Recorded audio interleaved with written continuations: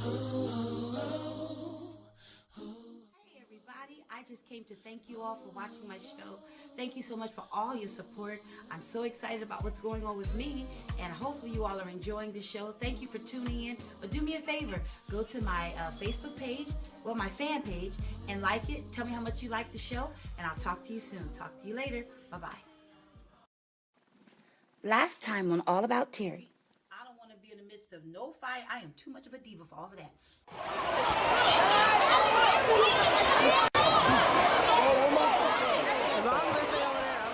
I left something out. Weave costs too much money. This girl's weave was flying. It was on the ground, and hair was flying. Man, it was a mess. Vibe Radio, and it's your girl, Minister Layla Campbell. I am so excited to be here with you guys this Monday morning. Guess what, y'all? I don't know if y'all know it or not. I got my co-pastor in the building. Yes. Tis the season to be jolly. Fa la la la la la la la la. Yeah, la la. You teaching us women how to submit. Now, that's a sermon all by itself. Aren't you going to say goodbye to Minister Williams before he exits the sanctuary? Oh, he know, hey, I'll catch you later. And that's exactly what she did. Yeah, she's like, no, you need to tell him to come here. Yes. And you need to say, you know, give you and him have your personal exit. Yes. Like, whenever you want to. I could do my stripper clothes tomorrow night now. She's recording. She didn't mean that. See Big Booty Trudy on South Street. I'm hidden. The other one is hidden. I'm hidden. But timing is everything.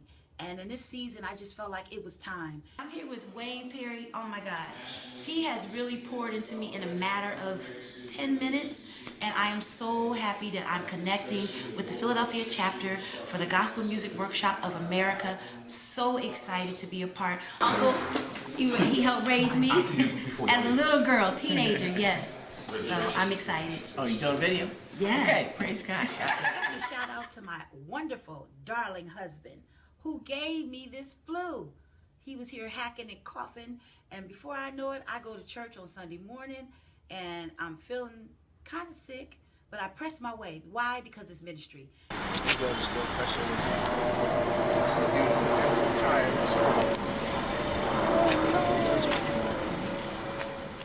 thought if I sat in the car, I would get a little better.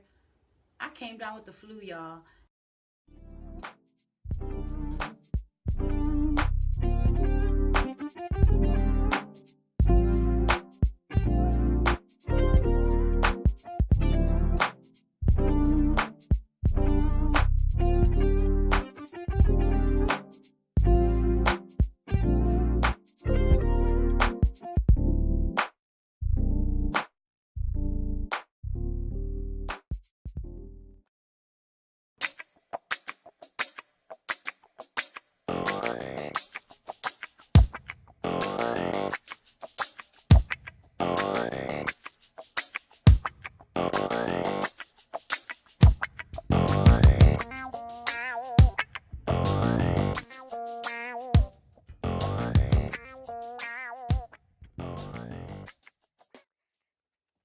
This is the uncle that he looks like. Oh no, he looked like Uncle Dyron too though. He looked like both of them. Wait till we put the camera on. Is that him? Is that him? Yes. Is it? Look at him. Don't he look like his uncle? Yes. Yeah, he looked like me. Terry couldn't have no children, so my wife had him, and we allowed Terry to raise him. I'm sorry, son, that I did that to you. No, you good, man. You good. Okay. Where the dog at? This was an exciting day for me. I was going to see my brother Tony Gardner. Many call him Bishop-elect Tony Gardner. This is the only brother I have left now. We lost our oldest brother over 8 years ago. He passed, so it's just me and my brother that are left out of the 3 children that my mother had. This is who my son looks like. This is his uncle, Uncle Tony. So you gotta say something to him. Oh, hey everybody. My brother has been a jokester all his life. He gave my mother so many problems growing up. So we just wanted to go over and just say, hey, see what he was doing. I am so proud of you. I just saw your video Okay. the other night. Okay. And I texted you to tell you I'm so proud of you. You did. You really did. I'm enjoying your music, and I like the idea that you are stretching the line and really going towards helping more than just the church. Right. Reaching people who would never, ever enter into the church, but can be moved by your music. We're getting older, and sometimes when you get older, families, they kind of separate.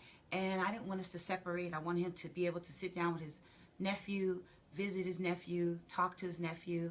And I just felt a need, I felt a pull to just go and sit with my brother, take some time out with him. We didn't stay a long time, but just that little bit of time meant a lot to both of us. And I know that I probably will get a lot of flack about it from church people, but I'm at a point now in my life that it doesn't matter as long as I'm doing what God is telling me to do. But I don't want to reach church people anymore. I want to reach those that, like you said, that are outside the church, that are afraid to come to church or feel like they're going to be criticized because of what they're doing. You know, we're now in the time now where young people now are just tired of looking at the same old mundane that the church people do. So yeah, I'm going to step outside the box. A new project, your nephew wrote a lot of material, which means it's not churchy. Okay. So it's going to be more like love songs and you know, maybe a little bit of hip hop in there, because that's the kind of people that I want to reach. Somebody has to reach him. The older my brother gets, he calms down a little bit, but he's really funny. Growing up, he'd always play games. One time we were hungry. We had to walk home from school, and he went into a donut shop. I will never forget it. We had to walk home. He went into a donut shop, and he was acting as though he was a special ed child. And he went in there asking him for donuts, and he was like, "Are you going to go in there with me?" "No, I am not." And he took one shoe off, and he turned his hat around and was just acting crazy. But guess what? He came out with some donuts, and we ate those donuts, and we walked home. Trouble. And you remember that time we were on the bus, and you had your, what was it, brass knuckles? Yep, and that was the last time he went to school with me. Yeah, because he got on the bus and threatened the guys on the bus, and he wanted to fight people every day on the bus. Well, we actually had a big brawl on the bus, and after that incident, I never went to school with my sister again. I never knew any other children when we were growing up that would get a beating. Almost every day he got a whooping. There was always a letter being sent home because he was always in school doing something he wasn't supposed to do. But I love my brother, and thank God he don't act the same way no more. Because music will be here. Once you drop that album, it's going to be here. No one can take that from you. So I just say you keep doing what you're doing, because I'm proud of you. Thank you so much. My family that you don't see a lot, and especially your siblings. Make sure you reach out to your siblings and see about them. You never know when your last day is, and time is just winding up so fast. And I want to be able to spend time with my brother, you know, because we are getting older, and I don't want us not to lose contact, even though he only lives 3 minutes away from me. But yeah.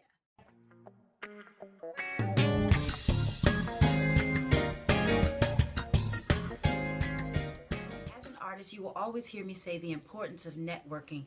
I am so excited that I connected with Mr. Alex Ingram through GMWA chapter here in the city of Philadelphia. He asked for me to be a part of his throwback concert, and I was very honored that he would even ask for me to do that. You got to move your mouth on that. You can't say that with your mouth closed, okay? When he come back, you got to open your mouth, got to, get it out. When he comes back, one more time. Ready? When Jesus comes. When Jesus comes. This is why it's very important as young people, even people that are in the industry, you need to learn how to network. So I was excited just to be a part. Thank you, Mr. Alex Ingram, for asking me to be a part. He asked for me to sing the song from Institutional years ago. I did the best that I could. I did a little Detroit thing on him, y'all. On the day of the performance, I had to sing from the paper because I couldn't remember the words. But I really appreciate the opportunity. There'll be no cares of life and freedom from all pain and strife. I'm going to a better place, to God's eternal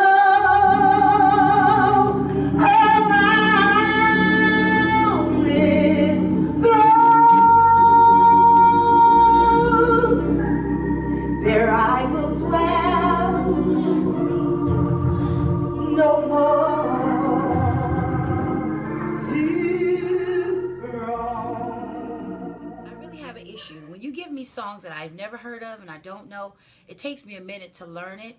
And so on the day of the performance, I didn't remember the words. So I had to go up on stage with the paper. And that always happens to me. I'm always forgetting my words. I don't know what the problem is. Could somebody please help me out? But I forgot the words, so I had to go up there and sing from paper. So I guess I was following behind Karen and Dorinda and Jackie. Sometimes they do that. But it don't make it right, do it? But anyway, I went up there with my paper and I tried to execute it. I don't know how I did, but I guess I did okay. Don't you go anywhere. We'll be right back.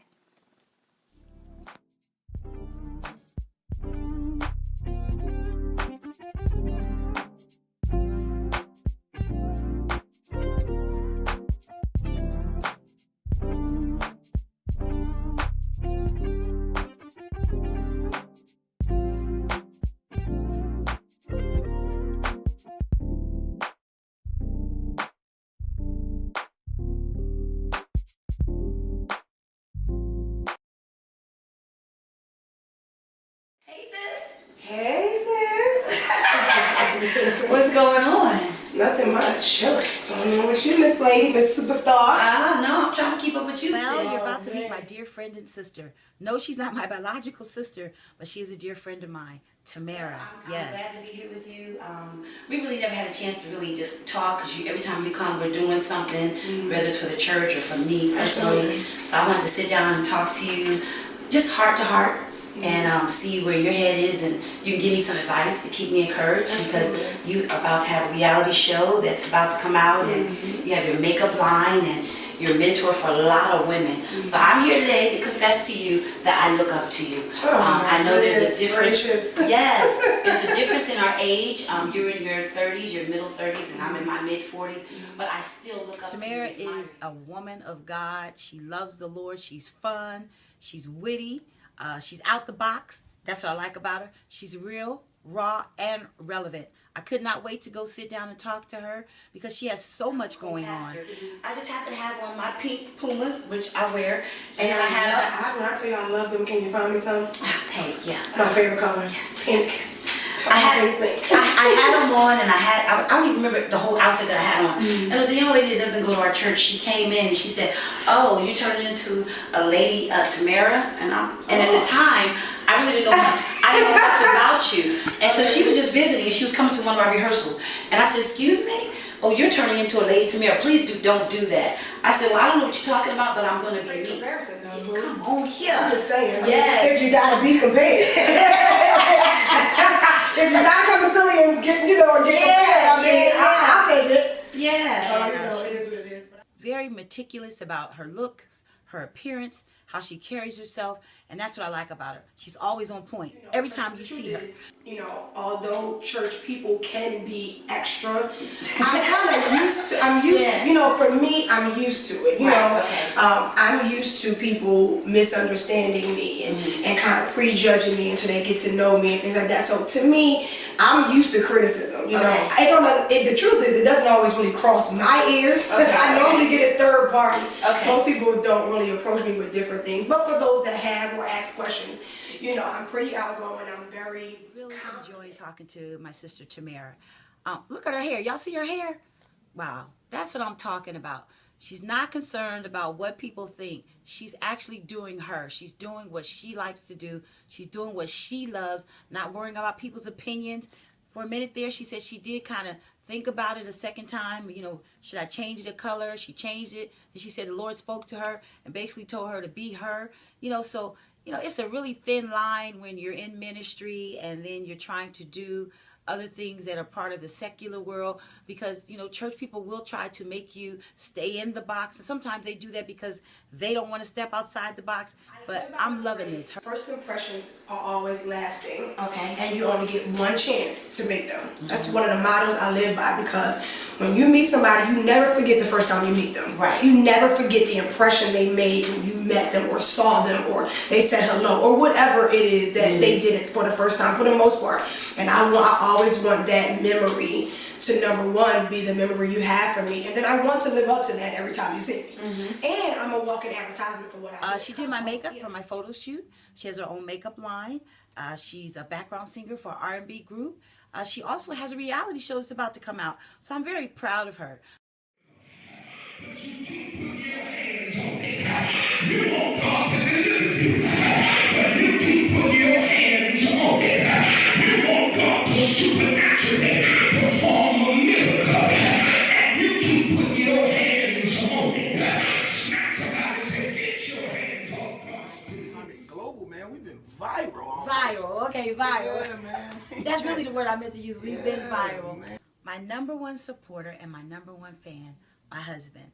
I had to sit down with him and just have a conversation with him, because it's very important that if you're married and you're in ministry, and I just happen to be married to a pastor, he supports me 100%, which helps me be able to reach my goals and fulfill my dreams with the support of him, because he backs me in everything that I do. Beyonce says it best, man. Me, myself, and I. Do you. Be comfortable in your skin. Be comfortable with your anointing. Be comfortable with what God has assigned, what assignment God has given to you for this season. And man, you just hunker down and you just block all of that stuff out. You know, you're going to be blogged. You're going to be talked about. You know, I'm so used to it at this point, man. I'm numb to it. I'm immune to it. But you know, in the beginning, it might throw you off, because the reality is, a lot of times there's some people, the people that initially talk about you are usually people you thought would probably never do that, or they would be pro you. And I just or wanted to for sit you. down, so those of you that are out there that are trying to break forth in your ministry and do some things that you desire to do in your life, and you just don't have the support. And I just wanted to show you where, you know, it gets a little hard sometimes being a pastor's wife, because sometimes people try to put you in the box and make you line up because they're saying, well, he's a pastor, you shouldn't do this and do that. But my husband supports me 100%. He sits down, he talks to me. He's basically like a manager to me. Spiritual, and less people really have the spirit of discernment to be able to understand what God is doing for you, man. You know, most people ain't gonna get with it till they get with it. Right. You know what I'm saying? They find, you know, when you finally make it and arrive, and I give you case in point. When Kirk Franklin made his you know, when as long as he was doing church material, the church was with him. And of course, then when Kirk kind of felt the need and the leading of God to make the transition and the shift, and so then he started expanding his ministry and his music, and he started pulling in, you know, pepper, salt. I think it's salt. Salt and pepper. So it was salt. Yeah, he poured in salt for Stump, and you know, his music began to take a different twist. Naturally, the same people that was pro him became anti him. He tells me the things that I should do, what I shouldn't do. He gives me advice. He doesn't run me. He's not intimidated by me. And it's just great to have him there as my moral support. And I really appreciate that.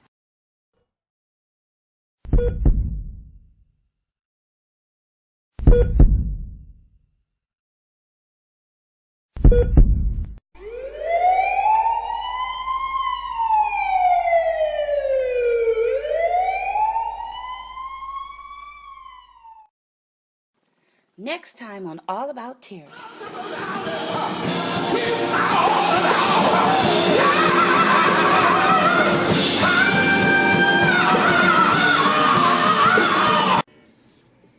What advice would you give me when they get back on and start blogging and lying and not telling the truth and making up whatever they want to make up? How do you tell me to handle that? You don't handle it. Okay.